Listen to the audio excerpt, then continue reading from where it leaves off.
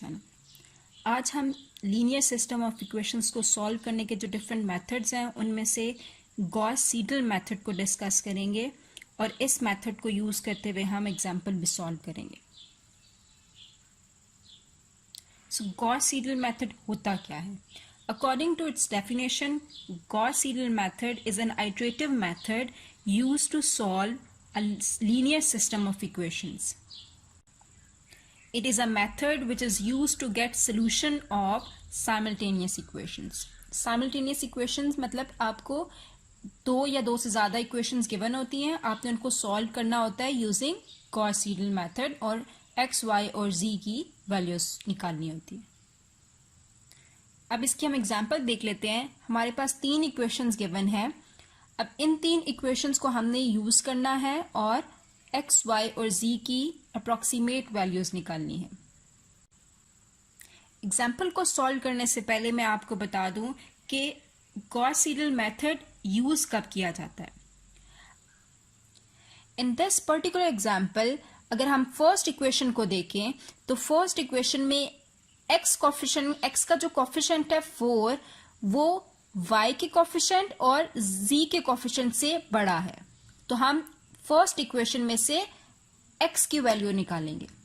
Second equation में x का coefficient y का कॉफिशेंट और z के कॉफिशेंट में से y का कॉफिशेंट बड़ा है x और z के कॉफिशेंट में से, तो हम y की वैल्यू यहां से निकालेंगे। इसी तरह थर्ड इक्वेशन में z का कोफिशिएंट बड़ा है तो हम z की वैल्यू निकालेंगे। तो इसका क्या मतलब हुआ कि अगर तीनों वेरिएबल्स में से किसी पर्टिकुलर वेरिएबल का कोफिशिएंट रिमेनिंग दोनों कोफिशिएंट से ज्यादा आता है तो ये मेथड यूज करने से आंसर आने के चांसेस ज्यादा हो जाते हैं। चलिए सोल्यूशन स्टार्ट करते हैं। सबसे पहले हम जो इक्वेशंस हमें गिवन है इनको हम 1, 2, 3 इक्वेशंस लेबल कर देंगे। तो ये फर्स्ट इक्वेशन। अच्छा, अब हमने पहले क्या कहा था कि जिस वेरिएबल का कोफिशिएंट बड़ा हो हम उसकी वैल्यू निकालते हैं।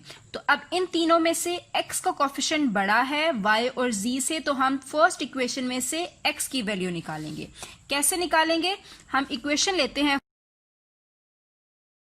अब इनमें से x का कोफिशिएंट बड़ा है तो हम x की वैल्यू निकालेंगे। तो 4x यहीं रहेगा इक्वल्स 4 और ये y और z की वैल्यूज इक्वल्स के दूसरी साइड पे चली जाएंगी।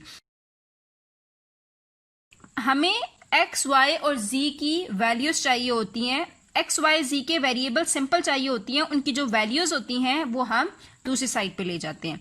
तो x के साथ यहाँ पे 4 मल्टीप्लाई हो रहा है तो दूसरी साइड पे जाके वो डिवाइड हो जाएगा। तो इक्वेशन हमारे पास बन जाएगी x equals to 1/4 4 minus y minus 2z।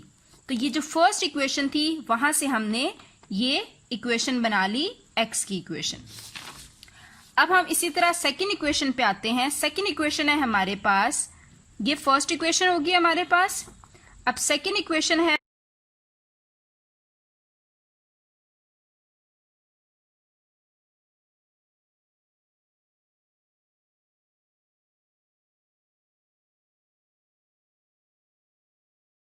ये वैल्यू आ जाएगी हमारे पास। इसी तरह हम थर्ड को भी सॉल्व कर लेते हैं। अब हमने तीनों इक्वेशंस को रीराइट कर लिया। अब हम आइट्रेशंस पे आ जाते हैं।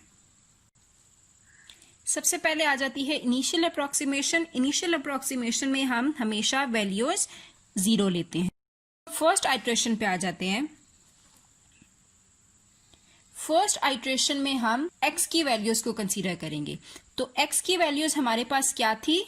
हमारे पास x की इक्वेशन ये थी। हम x की इस इक्वेशन को यूज करेंगे और इनिशियली हमारे पास y और z की वैल्यूज नहीं है, तो इनिशियली y और z की वैल्यूज हमने क्या ली है? 0, 0। x की भी 0 है, लेकिन फर्स्ट आइट्रेशन में हम x की वैल्यू को लेंगे, x की जो इक्वेशन है उसको लेंगे। तो हम x की इक्वेशन लिखते हैं। अब हमने इसमें वैल्यूज पुट करनी है।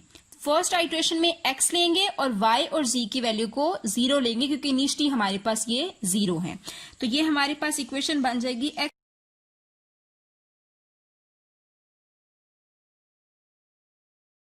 इनिशियल वैल्यू जो x की आ गई हमारे पास, वो फर्स्ट आइट्रेशन में x की वैल्यू 1 आ गई। अब हम जब सेकेंड आइट्रेशन में आ रहे हैं, फर्स्ट आइट्रेशन में सेकेंड वेरिएबल पे आ रहे हैं, तो हम y लेंगे, y की इक्वेशन लेंगे। अब हम y की तो वैल्यू ये लेंगे, लेकिन जब हमने फर्स्ट आइट्रेशन में x की इक्वेशन ली थी, तब हमने y भी 0 लिया था और z भी 0 लिया था, क्योंकि इनिशियली y और z की वैल्यूज हमारे पास मौजूद नहीं थी। लेकिन जब हम फर्स्ट आइट्रेशन में सेकेंड वेरिएबल पे आए हैं, y की वैल्यू इक्वेशन हमने ली है, तो हम x की वैल्यू जो अभी हमने x की वैल्यू निकाली है, हम वो लेंगे। तो x की वैल्यू आ जाएगी 1 और z की वैल्यू अभी तक हमने नहीं निकाली, तो z की वैल्यू 0 आ जाएगी। तो ये वैल्यूज हम x की और z की वैल्यूज इक्वेशन में पुट करेंगे। तो y की वैल्यू आ गई हमारे पास 0.8। अब हम फर्स्ट आइट्रेशन में थर्ड वेरिएबल पे जाएंगे। अब हम जब इक्वेशन z की ले रहे हैं, तो x और y की वैल्यूज आ जाएंगी, और x की वैल्यू जो हमने अभी निकाली है, x इक्वल्स टू 1 और y इक्वल्स टू 0.8। तो क्या करते हैं, हर अगले स्टेप पे पिछले स्टेप की वैल्यूज यूज हो जाती हैं। तो जब हमने जब हम x सॉल्व कर रहे थे, तो हमारे पास y और z की वैल्यूज नहीं थी, इसीलिए हमने इनिशियल अप्रोक्सीमेशन 0 लिया था, हमने वो वैल्यूज यूज कर ली। जब हम y की वैल्यू के लिए सॉल्व कर रहे थे, तो हमारे पास x की वैल्यू तो आ चुकी थी, z की वैल्यू नहीं थी, तो हमने x की वैल्यू यूज कर ली, z की जगह हमने 0 पुट कर दिया। इसी तरह हम जब थर्ड आइट्रेशन पे आ रहे हैं, तो z की इक्वेशन यूज कर रहे हैं, x और y की वो वैल्यूज यूज कर रहे हैं जो हमने अभी कैलकुलेट की है। तो z की वैल्यू आ गई 0.8। तो हमने क्या किया, फर्स्ट आइट्रेशन में तीनों वेरिएबल्स की हमने वैल्यूज कैलकुलेट कर ली। फर्स्ट आइट्रेशन में जो हमने वैल्यूज निकाली थी, तो आइट्रेशन फर्स्ट थी, तो हमने जो x की वैल्यू निकाली थी उसको हम x1 लेबल करेंगे, जो हमने y की वैल्यू निकाली थी उसको हम 1 होगी, और जो z की वैल्यू है वो भी z1 हम कहेंगे, क्योंकि हमारे पास ये फर्स्ट आइट्रेशन है। तो जब सेकेंड आइट्रेशन की बारी आएगी, तो सेकेंड आइट्रेशन में क्योंकि आइट्रेशन सेकेंड है, तो जो x की वैल्यू है उसको हम x2 कहेंगे, जो y की वैल्यू कैलकुलेट होगी उसको हम y2 कहेंगे, और z की जो वैल्यू होगी उसको z2 कहेंगे। इसी तरह हम जब थर्ड आइट्रेशन पे जाएंगे, तो इन तीनों वेरिएबल्स को 3 लेबल करेंगे, इसी तरह 4, 5 and so on. Second iteration में मैंने क्या किया है, सेकेंड आइट्रेशन में क्योंकि x की इक्वेशन यूज करनी है सेकेंड आइट्रेशन में, तो x की वैल्यू हमने ली। x की वैल्यू में क्योंकि x की वैल्यू के लिए सॉल्व कर रहे हैं, तो इक्वेशन ये लेंगे x की, और y और z की वैल्यूज हम वो लेंगे जो अभी हमने फर्स्ट आइट्रेशन में सॉल्व की हैं। तो जो फर्स्ट आइट्रेशन में y की वैल्यू 0.8 थी और z की वैल्यू 0.4 थी, तो हम सेकेंड आइट्रेशन में y और z की जगह न्यू वैल्यूज यूज करेंगे। तो x2 इक्वेशन में हमने y की जगह 0.8 पुट कर दिया, z की जगह 0.4 पुट किया, तो हमारे पास सेकेंड आइट्रेशन में फर्स्ट वेरिएबल की वैल्यू आ गई 0.6। इसी तरह हम सेकेंड वेरिएबल पे जाएंगे, y वेरिएबल पे। तो y वेरिएबल में क्योंकि हमने y के लिए सॉल्व करना है, तो इक्वेशन हम y वाली यूज करेंगे, लेकिन x की अब हम यहां पे डिफरेंस आ जाता है कि जो फर्स्ट आइट्रेशन में x की वैल्यू थी वो 1 थी, लेकिन सेकेंड आइट्रेशन में x की वैल्यू 0.6 आ गई। तो हम जब नेक्स्ट स्टेप पे जाएंगे, तो अपनी वैल्यूज हमारे पास आ चुकी होंगी, हम उनके साथ उनको अपडेट कर देंगे। तो हम यहाँ पे x की वैल्यू 0.6 लेंगे, जो कि अभी हमने सॉल्व की है, 1 नहीं लेंगे। तो 0.6, और क्योंकि y की वैल्यू अभी तक हमारे पास नहीं आई न्यू वैल्यू, तो हम वही पुरानी वाली 0.4 यूज करेंगे जो हमने फर्स्ट आइट्रेशन में सॉल्व की है। तो वैल्यूज पुट करेंगे, तो y2 की वैल्यू आ गई 0.96। इसी तरह हम सेकेंड आइट्रेशन के थर्ड वेरिएबल पे जाएंगे, तो क्योंकि हम z वेरिएबल के लिए सॉल्व कर रहे हैं, तो इक्वेशन हम z वाली लेंगे और x और y की वैल्यूज ले लेंगे। तो x की हम न्यू वाली वैल्यू ले लेंगे, और y की वैल्यू अब 0.4 नहीं लेंगे, y की वैल्यू जो नई आई है हम वो वाली वैल्यू लेंगे। इसी तरह हम थर्ड आइट्रेशन करेंगे। आइट्रेशन हम तब तक करते रहेंगे जब तक हमारे पास 2-3 एक जैसे आंसर्स नहीं आ जाते। इसी तरह हम 5 to 6 आइट्रेशंस करेंगे, डिपेंड्स ऑन आंसर कि आपका कब आंसर्स रिपीट होना शुरू होंगे। तो इन दिस पर्टिकुलर एग्जाम्पल मैंने 5 आइट्रेशंस की हैं। आइट्रेशंस करने के बाद आपने उन वैल्यूज को एक टेबल की फॉर्म में लिखना है। टेबल की फॉर्म में लिखने से ये होता है कि आपको आंसर्स निकालने में आसानी होती है।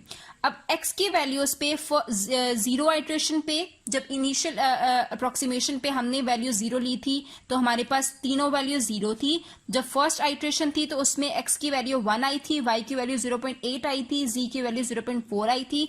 इसी तरह सेकेंड आइट्रेशन हमने की थी, थर्ड, फोर्थ, फिफ्थ।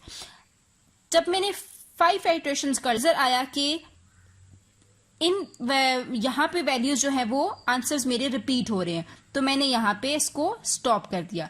अगर तो आपको कहा जाए कि आपने इतनी अप्रोक्सीमेशन करनी है, कोई आपको फिगर दिया जाए, तो आपने फिर उतनी आइट्रेशंस करनी है, वरना आपने जब आंसर्स रिपीट होने शुरू हो जाएं तो आपने आइट्रेशंस को स्टॉप कर देना है। अब जो x की वैल्यूज हैं, x की अप्रोक्सीमेट वैल्यू मैंने 0.5 लिखी। क्यों?